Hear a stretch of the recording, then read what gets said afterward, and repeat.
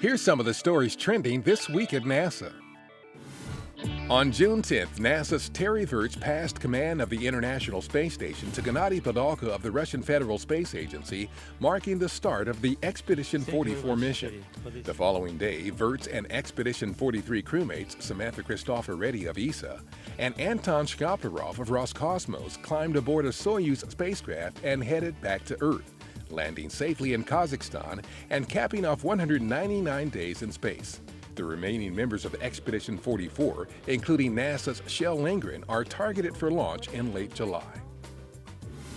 NASA's chief scientist Ellen Stofan discussed newly released high-definition climate assessment data during the Climate Services for Resilient Development event hosted by the White House. The publicly available NASA data demonstrates how temperature and rainfall patterns worldwide may change through the year 2100 because of growing concentrations of greenhouse gases in Earth's atmosphere. NASA uses the vantage point of space to increase our understanding of Earth, improve lives, and help safeguard our future. On June 8th, NASA's Low-Density Supersonic Decelerator completed its second flight test in Hawaii. After being carried to an altitude of about 120,000 feet by a balloon and then boosted to the edge of space by a rocket engine, the LDSD vehicle tested new developmental entry and descent technologies on its supersonic return to Earth.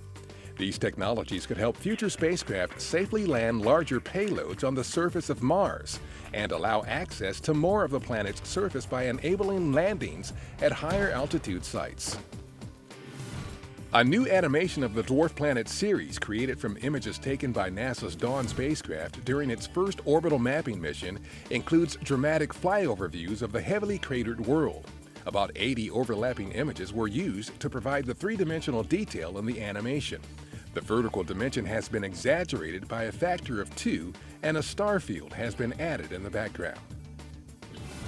The 175-ton bridge crane inside the vehicle assembly building at Kennedy Space Center was lifted back to its original position after being upgraded to support the lifting needs for future exploration vehicles on the journey to Mars, including NASA's Space Launch System rocket and Orion spacecraft.